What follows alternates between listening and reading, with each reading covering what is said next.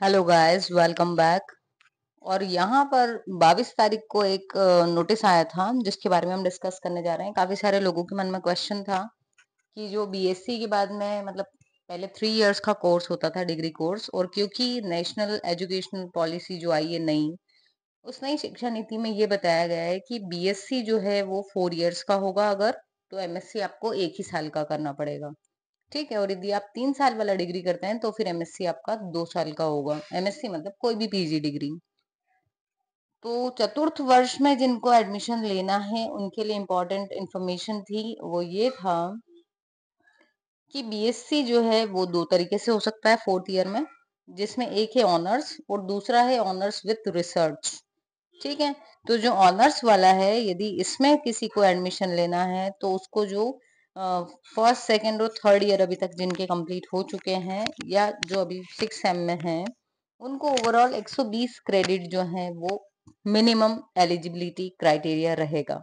ठीक है। और ये सारे ही सब्जेक्ट्स में होगा, ये वाला जो कोर्स रहेगा बीएससी ऑनर्स का। तो ये आप जो भी आप सब्जेक्ट लेंगे हर सब्जेक्ट के लिए अवेलेबल है। But in case of honours with research, तो रिसर्च के साथ में जब हम देखना चाह रहे हैं तो इसमें आपके पास दो कंडीशंस आ जाएगी। पहली यह है कि अभी तक के 3 सालों में 120 क्रेडिट तो होना ही चाहिए, प्लस जो सीजीपीए है उसका क्राइटेरिया है 7.5 का।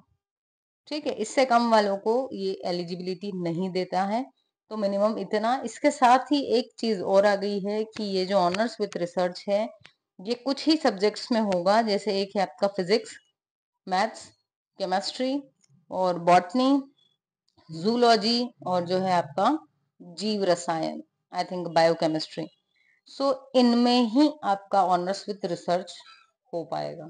सो आई थॉट क्योंकि ये नया एक नोटिस आया था तो मुझे आपसे शेयर करना चाहिए था, और इसीलिए मैंने यहाँ आपसे शेयर किया है। साथ ही इन्होंने नोट भी दिया हुआ है कि जो 4 साल का डिग्री कोर्स करेंगे तो उन लोगों को जो स्नातकोत्तर मतलब पीजी होगा वो सिर्फ 1 साल का ही करना होगा। ठीक है।